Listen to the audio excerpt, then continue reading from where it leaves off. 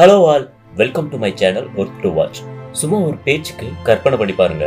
கண்ணுக்கு எட்டுன தூர வர எங்க பார்த்தாலும் பனிமலை.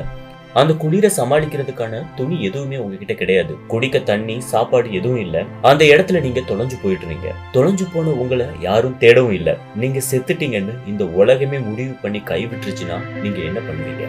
கேட்கும் போதே நமக்கெல்லாம் மனசுக்குள்ள ஒரு பயம் வரும்ல. ஆனா இங்க அதை உண்மையாவே அனுபவிச்சவங்களோட கதையை பத்தி தான் இந்த படத்துல பார்க்க போறோம். சொசைட்டி ஆஃப் தி ஸ்னோ அப்படிங்கிற ஒரு அட்வென்ச்சர் த்ரில்லர் படத்தை பத்தி தான் நாம இந்த வீடியோல பார்க்க போறோம். ஒரு விளையாட்டு வீரர்களுக்குள்ள நாம கற்பனை கூட பண்ணி பார்க்க முடியாத அளவுக்கு நிறைய கொடுமைகளை அனுபவிச்ச உண்மையான சம்பவத்தை அடிப்படையா வச்சு எடுக்கப்பட்டதுதான் இந்த படம். 1972ல ரக்பி டீம் பிளேயர்ஸ் எல்லாம் ஒரு பிளைட்ல போறப்ப அது பனிப்பாறையில மோதி 2 துண்டா உடைஞ்சு சிதறுது.